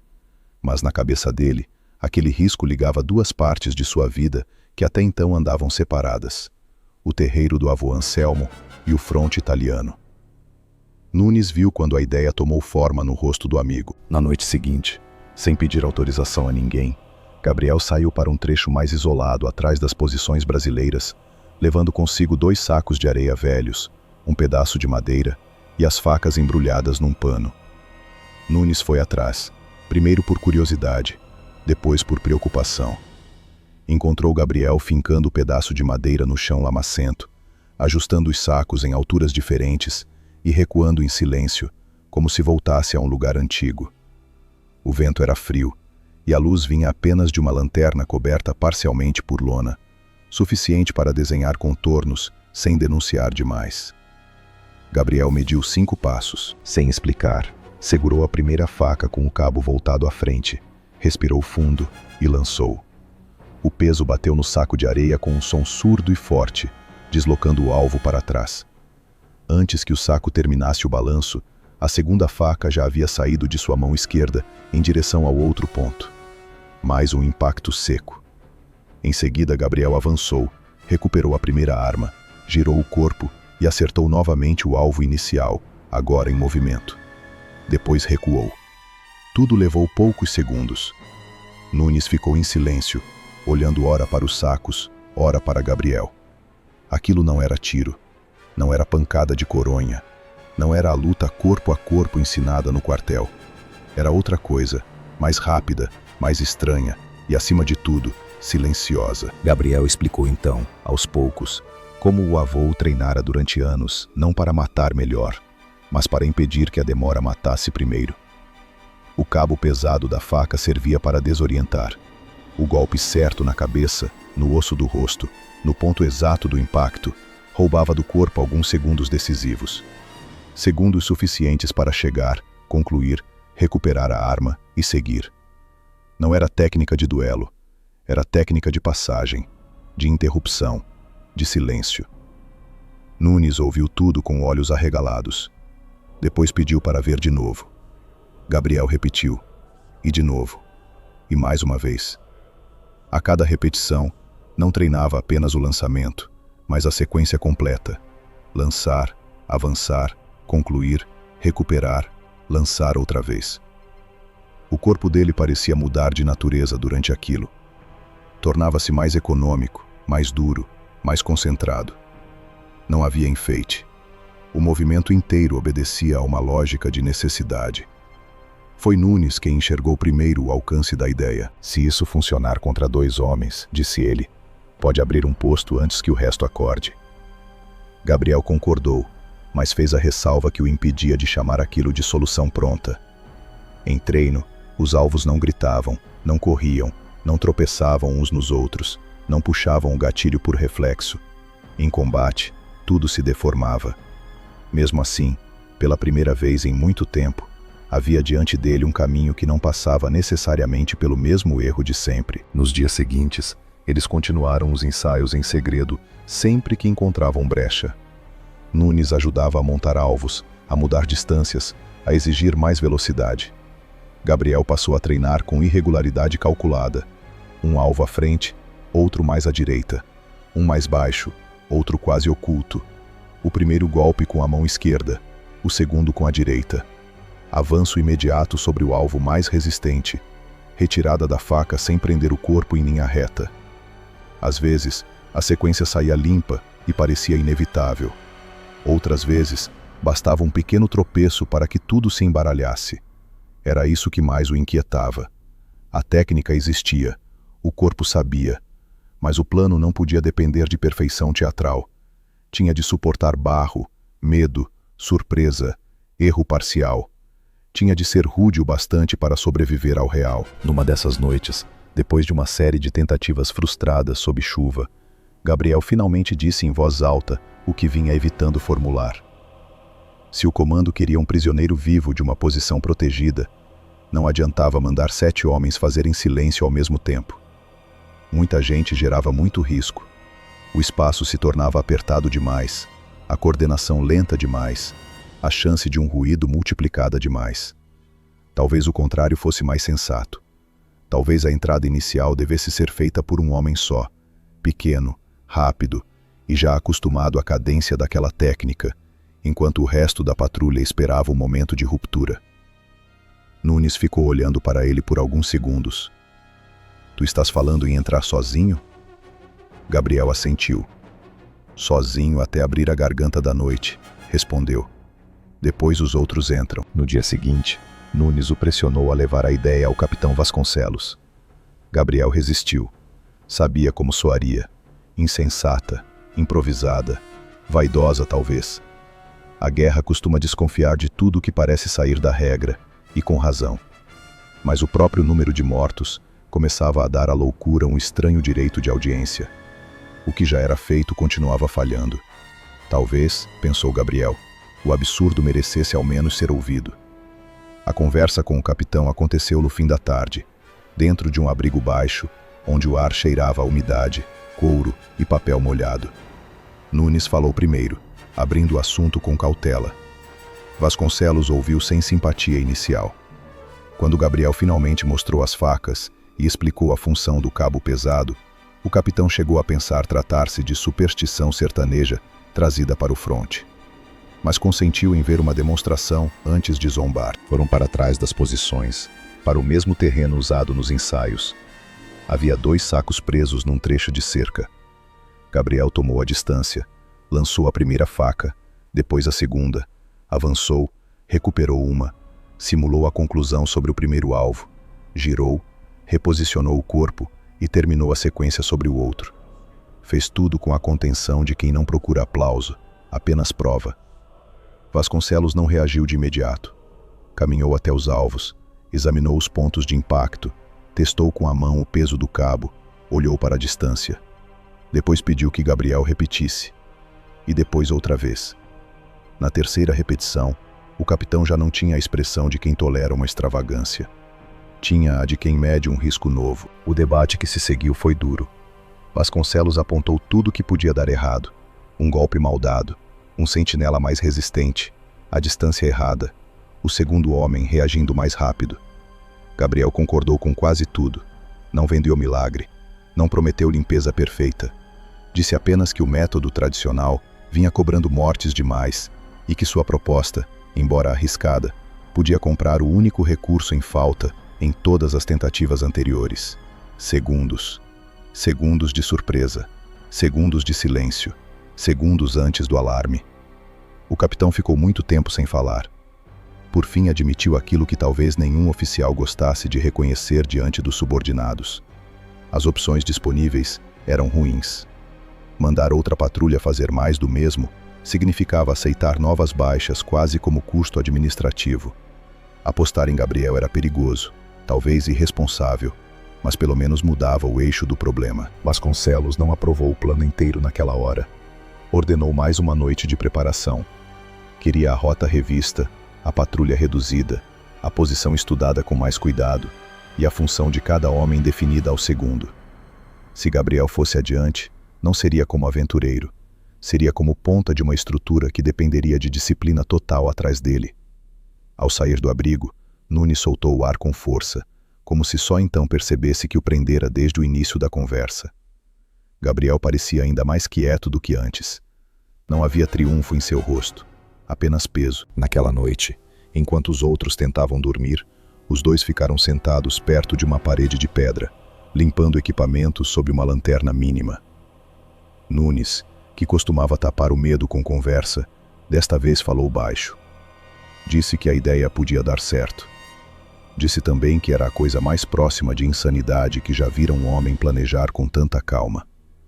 Gabriel respondeu que talvez toda a diferença entre coragem e loucura estivesse justamente nisso, na calma com que se entra. Mais tarde, já sozinho, ele tirou do bolso o lenço azul da mãe e ficou algum tempo segurando o pano entre os dedos. Depois tocou as facas, uma de cada vez, e pensou no avô Anselmo. Lembrou-se do quintal, dos 5 passos, do peso do cabo, da voz dizendo que o homem morre na demora. Pela primeira vez desde que chegara à guerra, sentiu que tudo o que aprendera antes do uniforme talvez tivesse sido uma preparação, longa e silenciosa, para uma única noite. A ordem definitiva veio pouco antes do amanhecer. Haveria missão. Haveria tentativa de captura. Gabriel iria à frente. Quando Nunes soube, não fez brincadeira. Apenas olhou para o amigo por um longo instante e perguntou se ele ainda podia desistir. Gabriel respondeu a verdade. Poder, posso. E então por que não desiste? Porque, se eu não entrar primeiro, alguém vai ter de morrer chegando depois. Nunes abaixou a cabeça, aceitando a lógica cruel que os levara até ali. A guerra tinha esse dom perverso de transformar o impensável em necessidade. Na manhã em que o plano deixou de ser hipótese e virou ordem, Gabriel Rocha entendeu que já não carregava apenas uma técnica escondida trazida da infância. Carregava a soma de todos os mortos que a repetição tinha produzido. E era isso, mais do que qualquer impulso heróico, que o empurrava adiante. Depois de semanas vendo patrulhas saírem com 7 homens e voltarem com 5, de ouvir relatos cortados por vergonha, raiva e cansaço, Gabriel Rocha já não conseguia olhar para o mapa do setor, sem sentir que havia ali um erro repetido, um defeito escondido na própria lógica das missões. Os oficiais falavam de bravura, coordenação e oportunidade. Os soldados falavam de azar. Gabriel não acreditava mais em nenhuma das duas explicações. Azar acontecia uma vez. Aquilo que se repetia tantas vezes tinha outro nome. Era falha. O problema estava no intervalo. Sempre no mesmo intervalo. O grupo avançava bem até certo ponto, aproximava-se do inimigo, reduzia a distância, preparava a captura. Então vinha aquele segundo estreito e decisivo, em que alguém ainda estava terminando de chegar, enquanto o alemão já começava a reagir. Um homem erguia o braço, outro virava a cabeça, um terceiro puxava o ar para gritar. Às vezes nem chegava a gritar. Bastava tocar o gatilho, derrubar uma lata, fazer qualquer ruído suficientemente alto para quebrar a noite. E uma vez quebrada a noite, a missão morria. Com ela, às vezes, morriam os homens. Gabriel remexia isso dentro de si, como o pai remexia metal em brasa antes da martelada certa. Não falava sobre o assunto. Observava. Reconstituía cada fracasso de cabeça. Arlindo preso entre estilhaços e fogo de morteiro. Silveira caindo porque um segundo alemão aparecera no ângulo cego. A patrulha que perdera 2 homens por depender de agarrar um sentinela antes que o companheiro ao lado percebesse. Tudo voltava para a mesma parede. Perto demais para lançar-se sem ruído, longe demais para impedir a reação com rapidez suficiente. Numa tarde chuvosa, o capitão Vasconcelos reuniu alguns homens da companhia para anunciar nova exigência do comando. Precisavam de um prisioneiro vivo. Não era pedido, era necessidade. Havia indícios de redistribuição das posições alemãs no setor, e a informação obtida até ali não bastava. Era preciso confirmar efetivo, rotina e reservas. O capitão falava com firmeza, mas os homens à sua frente escutavam sem entusiasmo. Todos sabiam o preço daquelas ordens. Todo prisioneiro vivo começava com 1 ou 2 mortos prováveis no caminho. Quando a reunião terminou, Nunes se aproximou de Gabriel e comentou, num tom em que o humor habitual mal conseguia se manter de pé, que o alto comando parecia imaginar que os alemães esperavam pacientemente para serem amarrados. Gabriel não sorriu. Estava olhando para um muro de pedras quebradas perto do abrigo, onde a chuva desenhava riscos escuros entre os espaços. Nunes percebeu o jeito ausente do amigo e perguntou o que se passava. Gabriel demorou alguns segundos antes de responder. Disse que estavam tentando abrir uma porta sempre do mesmo jeito. E a porta já sabia disso. Nunes franziu a testa. Gabriel então falou mais do que costumava. Explicou que toda a patrulha falhava no momento em que precisava vencer o último espaço sem produzir reação. Aproximar-se até tocar um homem já era tarde demais, se houvesse outro ao lado. Um disparo silencioso não existia. Uma luta curta ainda fazia barulho. Uma captura só era limpa quando o inimigo era pego de surpresa absoluta. E surpresa absoluta não durava o suficiente contra postos sobrepostos. Nunes ouviu sem interromper, sério pela primeira vez em muitos dias. Então perguntou qual era a outra saída. Gabriel não respondeu de imediato. Tirou do bolso um pequeno graveto molhado e riscou na lama uma linha, depois 2 pontos separados por uma curta distância. Marcou o trajeto da patrulha, a posição dos sentinelas e o instante crítico da aproximação. Em seguida desenhou um terceiro traço, vindo de lado, mais curto. Era quase nada, mas na cabeça dele, aquele risco ligava 2 partes de sua vida que até então andavam separadas: o terreiro do avô Anselmo e o fronte italiano. Nunes viu quando a ideia tomou forma no rosto do amigo. Na noite seguinte, sem pedir autorização a ninguém, Gabriel saiu para um trecho mais isolado atrás das posições brasileiras, levando consigo 2 sacos de areia velhos, um pedaço de madeira e as facas embrulhadas num pano. Nunes foi atrás, primeiro por curiosidade, depois por preocupação. Encontrou Gabriel fincando o pedaço de madeira no chão lamacento, ajustando os sacos em alturas diferentes e recuando em silêncio, como se voltasse a um lugar antigo. O vento era frio, e a luz vinha apenas de uma lanterna coberta parcialmente por lona, suficiente para desenhar contornos sem denunciar demais. Gabriel mediu 5 passos, sem explicar. Segurou a primeira faca com o cabo voltado à frente, respirou fundo e lançou. O peso bateu no saco de areia com um som surdo e forte, deslocando o alvo para trás. Antes que o saco terminasse o balanço, a segunda faca já havia saído de sua mão esquerda em direção ao outro ponto. Mais um impacto seco. Em seguida, Gabriel avançou, recuperou a primeira arma, girou o corpo e acertou novamente o alvo inicial, agora em movimento. Depois recuou. Tudo levou poucos segundos. Nunes ficou em silêncio, olhando ora para os sacos, ora para Gabriel. Aquilo não era tiro, não era pancada de coronha, não era a luta corpo a corpo ensinada no quartel.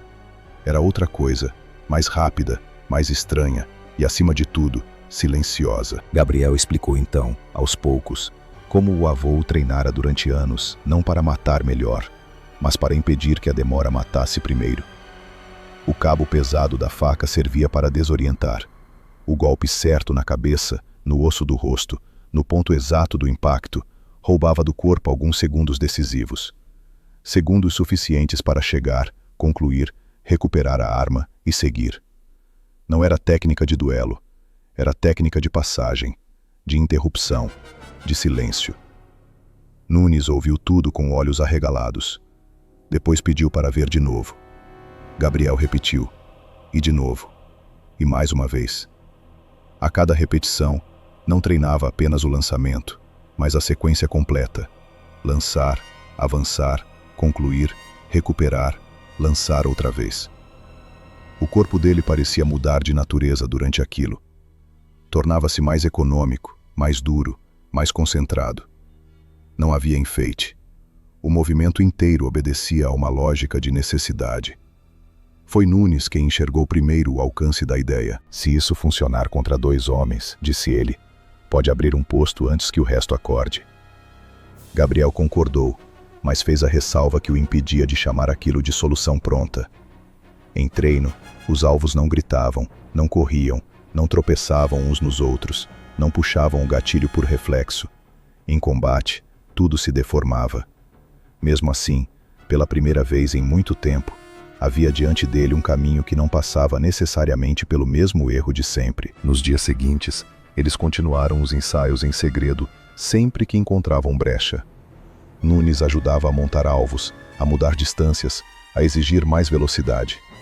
Gabriel passou a treinar com irregularidade calculada. Um alvo à frente, outro mais à direita. Um mais baixo, outro quase oculto. O primeiro golpe com a mão esquerda, o segundo com a direita. Avanço imediato sobre o alvo mais resistente. Retirada da faca sem prender o corpo em linha reta. Às vezes, a sequência saía limpa e parecia inevitável. Outras vezes, bastava um pequeno tropeço para que tudo se embaralhasse.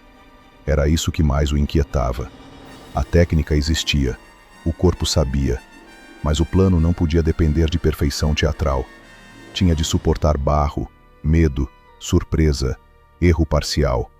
Tinha de ser rude o bastante para sobreviver ao real. Numa dessas noites, depois de uma série de tentativas frustradas sob chuva, Gabriel finalmente disse em voz alta o que vinha evitando formular. Se o comando queria um prisioneiro vivo de uma posição protegida, não adiantava mandar 7 homens fazerem silêncio ao mesmo tempo. Muita gente gerava muito risco. O espaço se tornava apertado demais, a coordenação lenta demais, a chance de um ruído multiplicada demais. Talvez o contrário fosse mais sensato. Talvez a entrada inicial devesse ser feita por um homem só, pequeno, rápido e já acostumado à cadência daquela técnica, enquanto o resto da patrulha esperava o momento de ruptura. Nunes ficou olhando para ele por alguns segundos. Tu estás falando em entrar sozinho? Gabriel assentiu. Sozinho até abrir a garganta da noite, respondeu.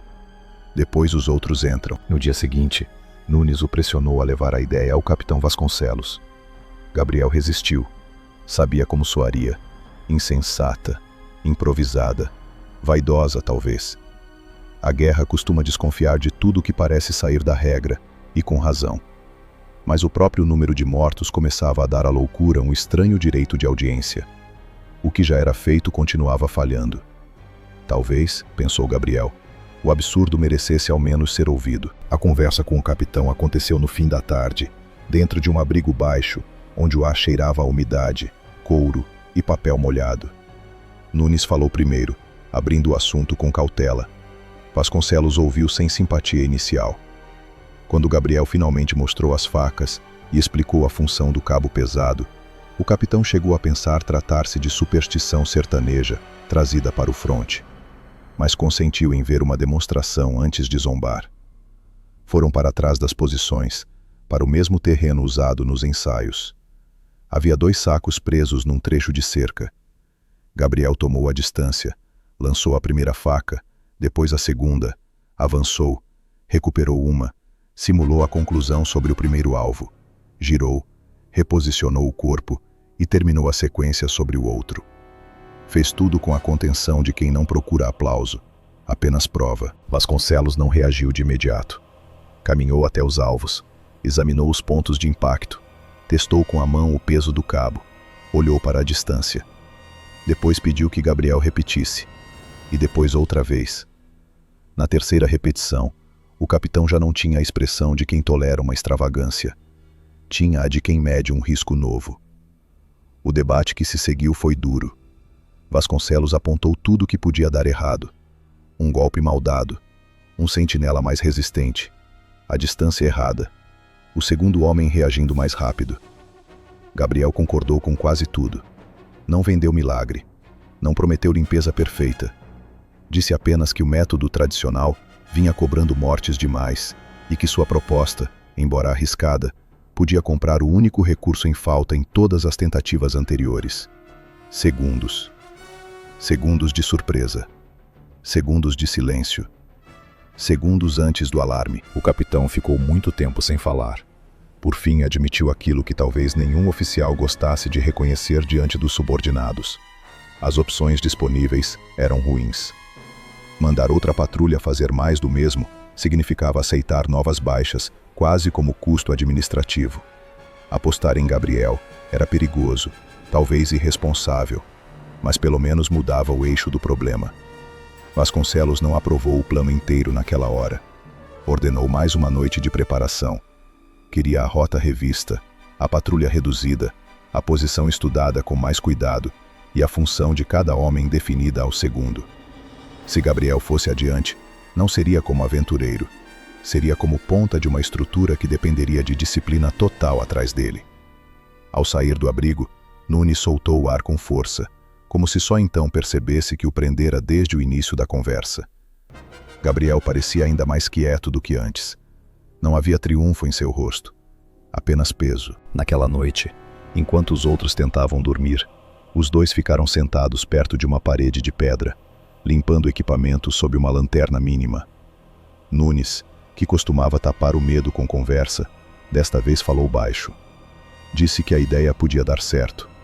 Disse também que era a coisa mais próxima de insanidade que já vira um homem planejar com tanta calma. Gabriel respondeu que talvez toda a diferença entre coragem e loucura estivesse justamente nisso, na calma com que se entra. Mais tarde, já sozinho, ele tirou do bolso o lenço azul da mãe e ficou algum tempo segurando o pano entre os dedos. Depois tocou as facas, uma de cada vez, e pensou no avô Anselmo. Lembrou-se do quintal, dos 5 passos, do peso do cabo, da voz dizendo que o homem morre na demora.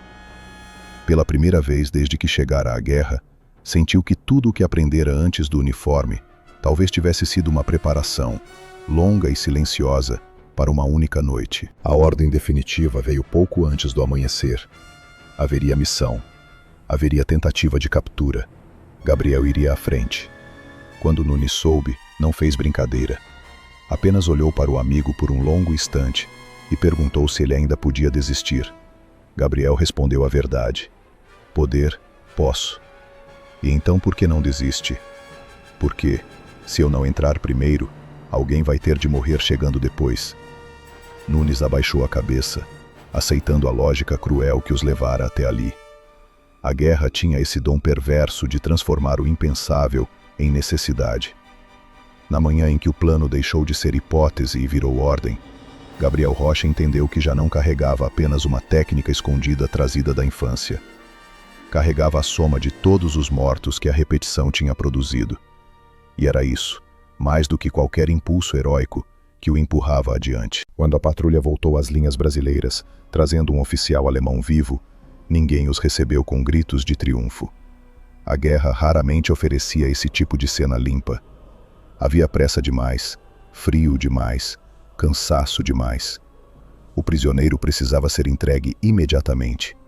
O relatório tinha de ser feito antes que a memória começasse a organizar o horror em versões mais suportáveis. Os feridos, mesmo leves, precisavam ser vistos, e os homens que regressavam daquela noite ainda caminhavam como se parte deles tivesse ficado presa na trincheira de pedra, junto aos corpos e ao silêncio quebrado tarde demais. Gabriel Rocha, Cruzou a última faixa de terreno protegido, com a sensação de que seus músculos já não lhe pertenciam. Nunes vinha ao lado, ajudando a sustentar o alemão atordoado. O capitão Vasconcelos seguia logo atrás, mais rígido do que de costume, como se a própria disciplina fosse a única forma de impedir que a incredulidade tomasse conta do rosto. Quando entregaram o prisioneiro ao oficial de inteligência, houve um daqueles instantes raros em que a notícia corre mais rápido do que qualquer ordem. Um tenente chamou outro. Um sargento interrompeu o que fazia. Um operador de rádio olhou 2 vezes para confirmar que não se tratava de boato. Então, a informação se espalhou de abrigo em abrigo. A patrulha voltara. Com um vivo. Essa era a parte objetiva. A outra, a parte impossível de registrar em linguagem militar, corria em paralelo. O oficial alemão capturado mal conseguia ficar de pé. A lateral do rosto estava inchada, o olhar oscilava entre lucidez e vertigem. Ainda assim, respirava. E era isso que importava. Respirava, podia responder, podia revelar posições, rotinas, reservas, rotas e, talvez, a diferença entre um avanço calculado e outra carnificina desnecessária. Toda a lógica brutal da operação se justificava ali, naquele corpo amarrado e trêmulo. Levaram Gabriel e os demais para o abrigo de relatório. Um cabo serviu café, alguém distribuiu cigarros, alguém fez perguntas demais. Vasconcelos respondeu apenas o necessário. Houve silêncio quando chegou a vez de descrever a entrada na trincheira. O capitão não era homem dado a exageros, e talvez por isso o relato causasse ainda mais estranheza. Não inventou heroísmo, não pintou o ocorrido com cores épicas. Limitou-se a dizer que Rocha avançara sozinho, neutralizara a primeira linha sem disparo e abrira caminho para a entrada da patrulha dentro do prazo estabelecido.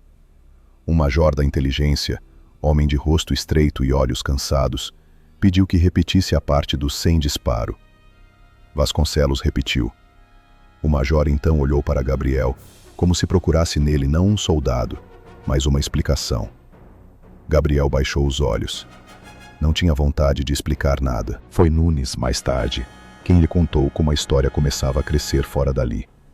Em menos de 1 hora, já havia 3 versões correndo entre os homens. Numa, Gabriel derrubara meia dúzia de alemães com as próprias mãos.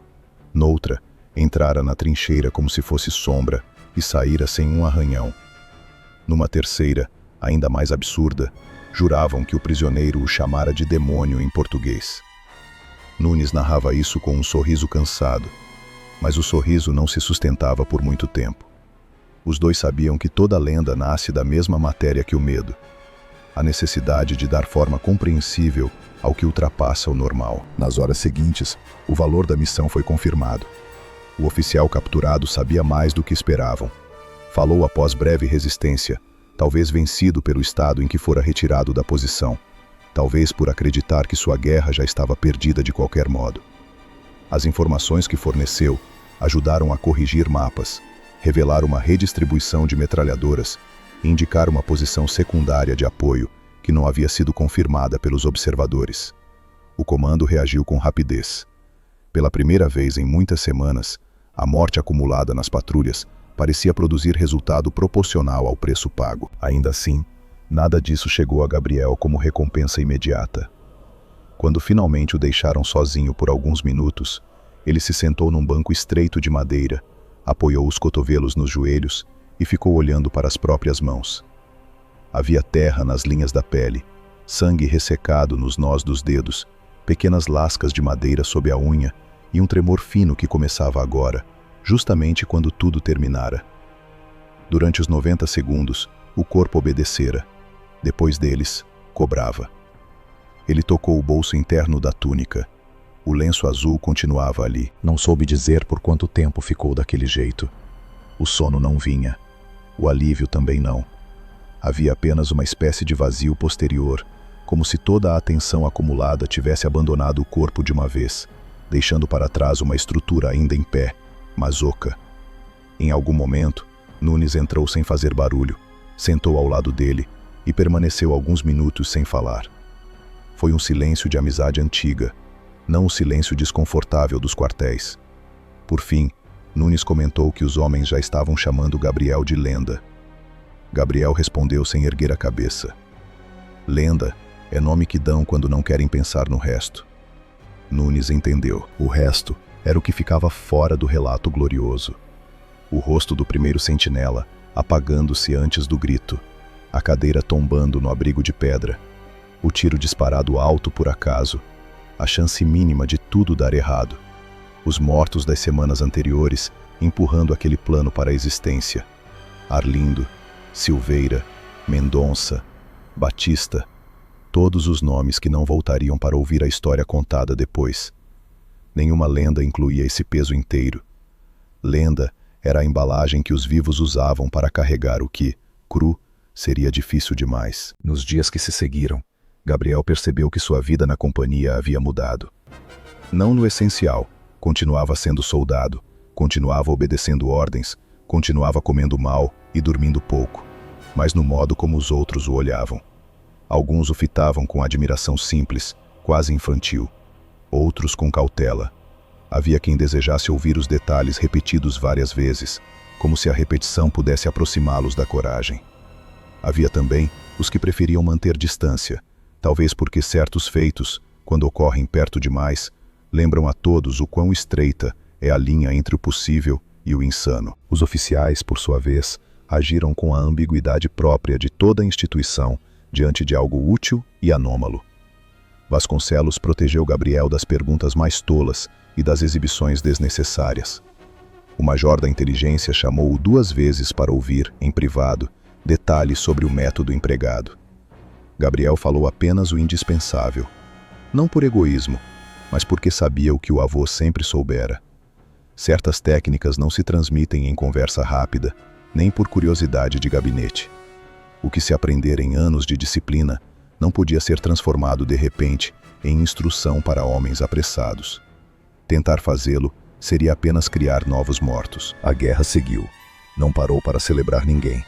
Houve ainda tiros, marchas, frio, cansaço e nomes riscados de listas. Mas algo na moral da companhia mudou depois daquela noite. Não porque todos passassem a acreditar em milagres, e sim porque haviam visto uma lógica diferente romper o ciclo da repetição. O inimigo podia ser surpreendido. A noite não pertencia apenas a quem esperava entrincheirado. O medo, quando organizado, podia servir em vez de mandar. Isso não tornava a guerra menos cruel. Apenas devolvia aos homens uma pequena parcela da iniciativa que julgavam perdida. Com o tempo, a história dos 90 segundos atravessou outros setores, ganhou novas bocas e novas distorções. Em algumas versões, Gabriel havia eliminado um número impossível de inimigos. Em outras, capturara o oficial sozinho. Havia até quem jurasse que ele lutava com facas herdadas de um índio velho do interior, o que faria Anselmo rir de desprezo se estivesse vivo para ouvir. Gabriel não corrigia ninguém. Também não alimentava. Aprendera cedo que toda história de guerra cresce mais depressa do que a verdade, porque a verdade é quase sempre pequena demais para satisfazer quem escuta de longe. Mas a verdadeira volta da lenda não aconteceu no quartel, nem nos corredores do comando, nem nas conversas dos homens. Aconteceu muito depois, quando o conflito enfim terminou e a travessia de retorno trouxe o Brasil de novo ao alcance dos olhos. O navio que o levou de volta parecia outro do que o transportara para a guerra. Talvez fosse o mesmo metal, a mesma estrutura, o mesmo balanço sobre o mar. Mas os homens a bordo já não eram os mesmos. Havia ausências demais entre eles. Havia um tipo novo de silêncio, mais adulto, menos ansioso e mais pesado. Cada um carregava um fronte particular dentro de si. Quando Gabriel pisou novamente em solo brasileiro, não houve banda para lhe devolver o que perdera. Houve calor, cheiro de terra conhecida, família esperando e um estranhamento difícil de confessar. Teresa chorou ao vê-lo. Elias o abraçou com ambas as mãos e demorou a soltá-lo. Mas foi diante do casebre de Anselmo, algum tempo depois, que Gabriel sentiu o peso completo do retorno. O avô já não estava ali para escutar o que acontecera. Restavam a porta envelhecida, a mesa, o terreiro, o trecho de mato, o riacho correndo quase igual ao de antes. O mundo em volta parecia menor do que em sua memória, e ao mesmo tempo, mais sagrado. Gabriel entrou sozinho, colocou sobre a mesa as 2 facas e ficou um longo tempo em pé, sem saber se aquilo era homenagem, despedida ou simples necessidade de confirmar que ainda existia uma linha ligando o homem que partira ao homem que voltava. As facas tinham sobrevivido. Ele também. Mas não do mesmo jeito. Nessa noite, sentado do lado de fora, escutando os insetos e o vento nos galhos, compreendeu por fim o que sua mãe talvez já soubesse quando lhe entregara o lenço azul. Voltar não era desfazer a guerra, era carregá-la de forma suportável. Era aceitar que a lenda contada pelos outros jamais coincidiria com a verdade que morava no corpo. A lenda dizia 90 segundos. A verdade dizia anos de treino, medo, mortos acumulados, barro, um avô silencioso, uma mãe chorando na partida e um grupo de homens que precisavam sobreviver. Ainda assim, em algum ponto entre essas duas versões, existia algo que merecia permanecer. Não a glória, não o exagero, mas o fato simples e duro de que numa noite de guerra, um brasileiro chamado Gabriel Rocha entrou sozinho numa trincheira inimiga e voltou com seus homens ainda vivos. E foi assim que a lenda regressou para casa.